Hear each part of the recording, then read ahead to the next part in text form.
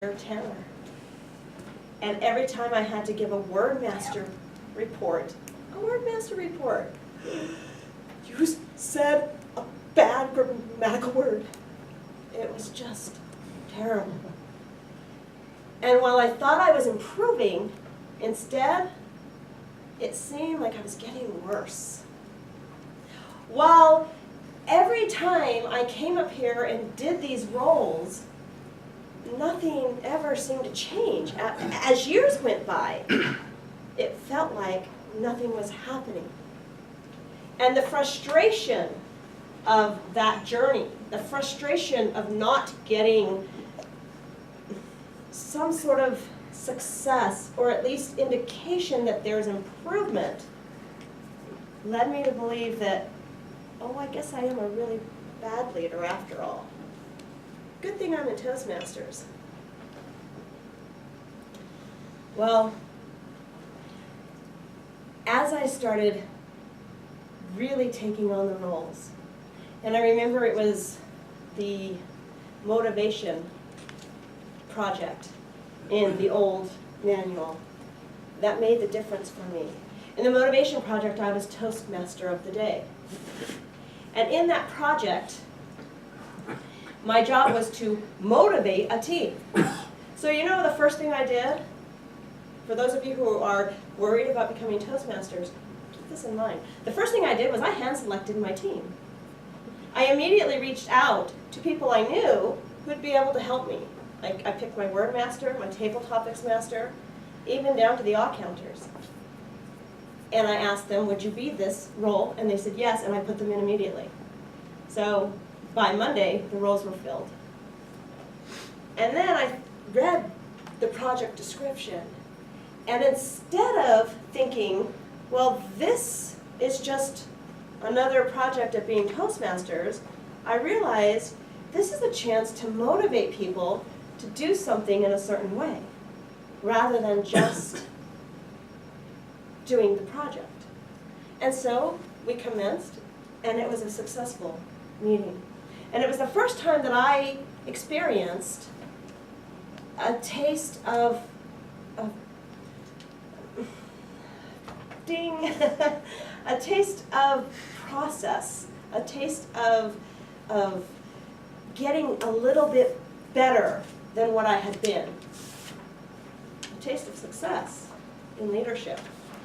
When I tried my leadership skills out in the real world, it was a different story. Again, it was more like back in college. And I remember the first time I actually had to do that in a very serious situation where I was asked to step forward and discuss something that was happening in a group that needed to change. And I did, at the request of fellow members, and I gave the most unpopular, awful, in their opinion, advice and counsel. And the unfortunate thing was, while I expected my colleagues to back me, instead, they also succumbed to the louder and more aggressive side. And it turned into a dismal failure in my eyes. It felt like the world had just crashed on me and that I was the worst leader.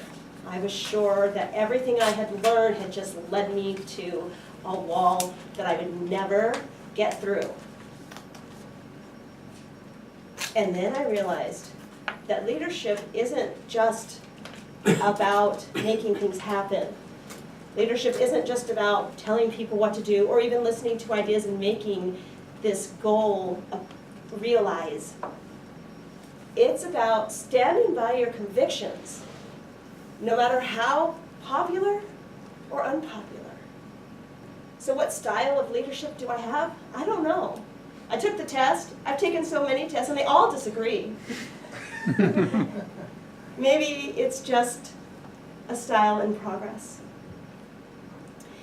So I encourage you that if you're called to leadership with God's speed, that like me, you'll raise your hand and say, I'll take the lead.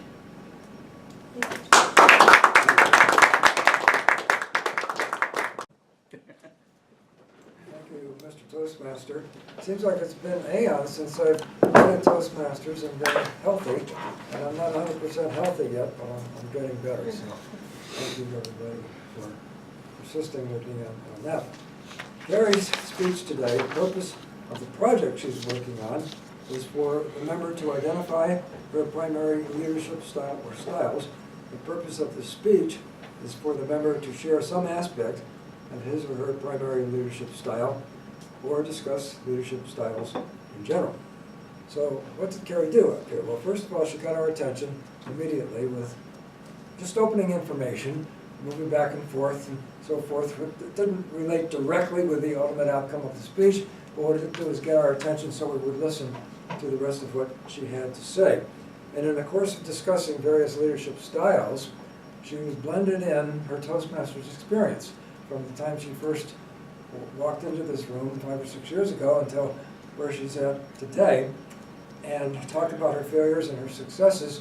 And I think we all learned from that. We all can relate to things that we've done in the organization where it's helped us, and others where perhaps we could have worked a little more on what we did. And I thought that Carrie kind of, I don't want to say she put herself on a report, but she basically shared with us her ups and downs in the organization as she became a leader in her own right.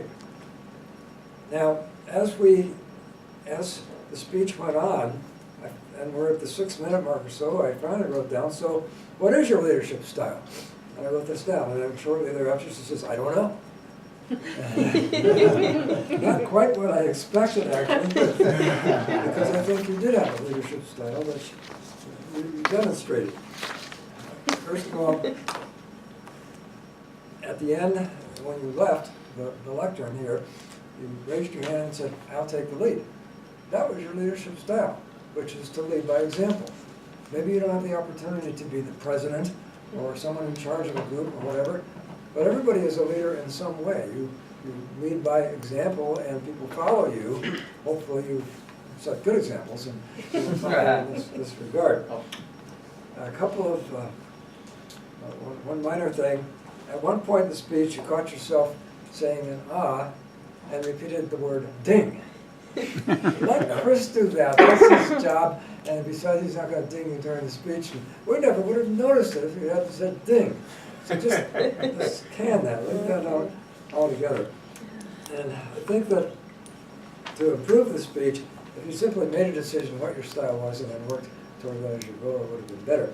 Now, on every evaluation form for Pathways, there's this series of numbers 1 to 5 and categories for everything from vocal variety, eye contact, and comfort level, and so forth. And basically, a 1, if you only get a 1, it means you're just getting started developing. Number 2 means you're getting better. Number 3, you're fine.